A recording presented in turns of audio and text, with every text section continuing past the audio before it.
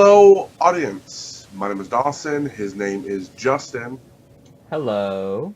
I want to preface this video by saying I am sick. I have a cold, so you hear me sniffling throughout this video. I apologize. But this, of course, is our Rogue One, a Star Wars story movie review. We watched this movie a few days ago, but we recorded it. I wasn't happy with it. I mentioned a few new things we could add to the video, so now we are going to be re-recording it. Star Wars, Rogue One, a Star Wars story, is about the Rebel Alliance making a risky move to steal the plans for the Death Star, setting up the epic saga to follow. This is going to be a spoiler review, so if you haven't seen the movie, go see it, come back, watch this review, and maybe some of our opinions will line up. This movie stars Felicity Jones as Jyn Erso. We have Diego Luna as Captain Cassian Andor. We have Alan Tudyk as K2SO. We have Donnie Yen as Chirrut Imwe. We have Riz Ahmed as Bodhi Rook. Jang Win as Baz Malbus. And Ben Mendelsohn as Director Orson Krennic. I apologize if I got any of those names wrong. It's just some actors and their Star Wars counterparts. Their names are extremely hard to pronounce, but that is our main cast. And then also we have special appearances from, say, like Darth Vader, who is played by James Earl Jones. And then we also have, it was already kind of speculated that he was going to be in it, but we do have Grand Moff Tarkin, and we have a bunch of other characters, but we just couldn't name them all. But yeah, Justin, what did you think about Rogue One: A Star Wars Story? So to start this off, I would like to mention I have never called myself a Star Wars fan. They Sure. are okay movies, but they're never. It's just not my fandom. But I thought the movie was okay. I wasn't all going nuts over it as most people were that I saw. Like everybody who said anything about the movie said it was like their favorite movie of 2016 or one of their favorites at least. And I wouldn't even put it in my top 5, but I didn't hate it. It was a good movie. The plot was good. The characters were the characters were good. I'm Well trying to find a executed. more smart sounding word than just saying good over and over Well again. executed. The plot was well executed. The characters were very deep. They all had their own thing along with them. So everything was cool. Of course, the droid was funny. K2SO. Mm-hmm. Universo was cool. The blind guy was cool. All the characters were just good characters. Mm-hmm. Um, but again, not my top 5 favorite movie of the year. It's a good movie, but Star Wars is not my clique. Sure. Dawson, go ahead, do your thing.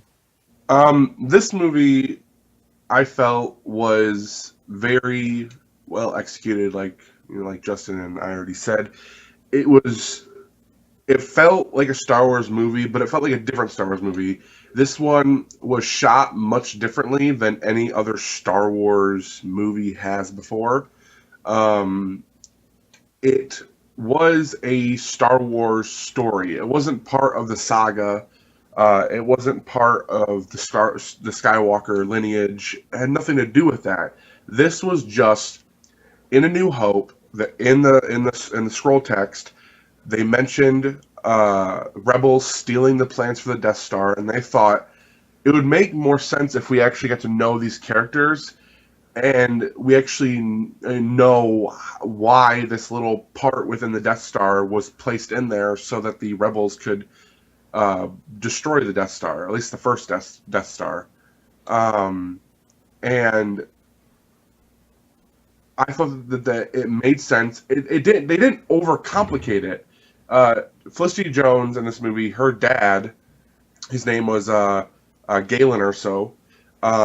He never wanted to be a part of the Empire, but his vast knowledge on kyber crystals, which is what powers the Death Stars, what powers lightsabers, his his knowledge of that is why the Empire basically kidnapped him and forced him to come up with this planet destroyer. And he was so uh, no, I don't know how to put it, but he put this fail switch basically in the Death Star to where if you hit it with even one blast, uh, the entire Death Star will blow up. And he put it in this one place that even some of the best Empire technicians couldn't find it. And you needed the plans to know exactly where it was. And I felt like Felicity Jones as Jyn Erso, she was fantastic. There were a few scenes that were in the trailers that were cut out of the movie, which in some cases that works. But I felt like in this movie, I wanted those scenes in there. There was a scene where she's talking to Mon Mothma, and Jyn Erso says, "This is a rebellion, right? I rebel." And she says that in the trailer, and it was not in the movie. And I felt like Jyn Erso's character is supposed to be this rebel she's a rebel herself. She never wanted to be a rebel with anybody else. She was her own I don't know, whatever. And I felt like that scene being kind of the movie, I missed it. I actually missed that scene in the movie. And Diego Luna as Cassian Andor, I thought he was a very suave character. He's not as suave as say like Harrison Ford as uh, as Han Solo, but I felt like he had that kind of feeling to him. Like he was supposed to be, of course, he was supposed to be the Han of this movie, and I felt like it worked. And his buddy, his companion in crime, his droid K2SO, played by Alan Tudyk, also he was supposed to be the comedic relief, and he worked wonders. Alan Tudyk, very funny man, and he's done a lot of great movies and a few good movies this year. And Alan Tudyk as K2SO, great. I love that he wasn't just the voice; he actually played the character, kind of like C-3PO. There is a man inside the suit, and like R2-D2, there is a man inside the trash can, I guess. And I like that they put Alan on stilts, and they gave him these long arms, and they used his body as the framing for K2SO, and he puts on a great English accent. Donnie Yen as Chira Imwe. Justin thought that he was probably my favorite character in the movie. He's one of my favorite characters. I kind of liked all of them. They all had their likability to them. And Chirrut, his name is so hard. Chirrut Imwe. He was just really fun, really good. I like that in this movie, there's only really one Force user, who is Darth Vader, of course. Um, and just to see that Imwe was one of those persons that had a connection with the Force, that believed in the Force, but wasn't a Force user. That was really good to see. He was kind of like a Princess Leia-esque character who could feel the Force and was Force sensitive, but wasn't necessarily a Jedi or whatever. That was really good. Riz Ahmed as Bodhi Rook, I thought that he was really good. He was the person he was the pilot that took Galen Erso's plans to the rebels, and I really liked him. I thought he was a good character. He didn't really do much in the movie. He was basically the guy that was trying to get the shields down so they could get the message through to the other rebels. But I still think his character was fairly necessary. And then Jang Wen, he played Baze Malbus. He's the guy who had the big old gun and everything. He was honestly my least favorite crew member on Rogue One. But I didn't hate his character. I just didn't really feel like his character came across as the badass I think they were trying to portray him as. He just kind of felt like this old man who's trying his best. And then the villain in this movie, of course, we have Grand Moff Tarkin and we have Darth Vader. But the villain in this movie is supposed to be director Orson Krennic, who's played by Ben Mendelsohn, and I thought he was maniacal. He had this Ben Mendelsohn has a sort of lisp already, and I felt that they added to the character and made him more menacing to me. Of course, he is not really that strong because Darth Vader force chokes the shit out of him. But I felt like he was still a very menacing character that, you know, I would have loved to seen him more in the universe. But we all know how that ends. Darth Vader was fairly well executed in this movie. I felt like um, he didn't have that much to do in the movie, but it is, this movie is about the Death Star, so he has to be in it. He is Palpatine's right hand man, and uh, he more than I can't think of the words. I got sick brain, but he definitely should have been in this movie. He was portrayed very well. His scenes were very well executed. He moved slowly, like we saw in the later movies, or I guess in the original trilogy. He moved very slowly, and you saw that in this movie. Age is catching up with him. And yeah, I think me and Justin both agree that when it comes to CGI or motion capture goes, this movie has some of the best in it. When it comes to K2SO, Grand Moff Tarkin, and then a surprise visitor at the end of the movie, uh, I felt like they just looked great. Can you agree, Justin? Yeah. They, yeah. Go ahead. There's one character, Grand Moff Tarkin, I think we were talking about. Yeah. He looked odd at points Sure.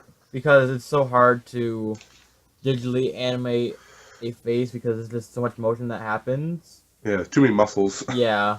So we both agreed that he looked like a very high resolution NPC from a video game Yeah. at points. Like sometimes he looked exactly like a real person, Yeah. but sometimes he just looked like he came out of a new age video game. Mm.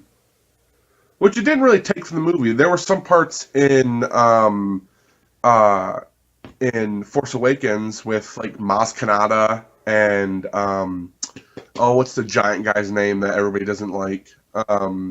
I can't think of his name right now.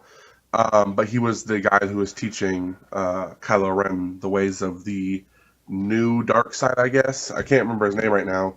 Um, those guys didn't look good. Maz Kanata, I like the character. I don't think her motion capture was done right. I thought that Rocket Raccoon from Guardians of the Galaxy was done better than Maz Kanata, and same goes for, oh my god, I can't remember his name right now. Same goes for him. They didn't look good, but in this movie, all three of the motion capture characters turned out extremely well. Technology is advanced; it's always advancing. They're always making up new techniques for these movies, and they look really good. We are introduced to two new type of stormtroopers. We have the Death Trooper, which were the black stormtroopers. They were super badass. And then we have, I'm gonna call them the Sand Troopers or the Dune Troopers. I don't really know what to really call them, but they were the tan beige troopers that were on the beach planet. They look really dope. I know they're named after the actual planet. They're the name of the planet troopers, but I can't remember the planet's name. But the Death Troopers look badass, and the new Sand Troopers, I guess, also look badass. We have some new X-wings in this movie, or new ships in this movie. They look really good. Just overall, this movie gave us new planets. They introduced, or they brought back some old planets. They brought back old characters, and overall, they really cemented this movie into the Star Wars universe, but also making it its own movie that can kind of stand alone. But it really, I mean, it literally, the end of the movie moves directly into A New Hope. It like that scene happens, and then you could put New Hope into your DVD or Blu-ray player, and it will literally start from right there. They did a great job at just executing that entire movie to ending at that specific scene that moves directly into the original trilogy. That was great. Just overall, I love these characters. I wish we could have saw more of them in a more extended universe. There still could be movies with these characters, but you know, I feel like for this one-off, not spin-off movie, but for this Star Wars story, the characters were good, the story was good, it was very well executed, and yeah, Justin, any last thoughts, and move into ratings and recommendations. Don't really have any last thoughts, but for my rating, I will give Rogue One, a Star Wars story. I'll give it a 7.5. Okay, would you recommend? Yeah, sure. It's a good movie. It's anybody, even if you don't know much about the Star Wars universe, like I do, it's still It's a good war movie. film. Yeah, It's lots of it's a sci-fi explosions. war film. Yeah. So yeah, Dawson, go ahead.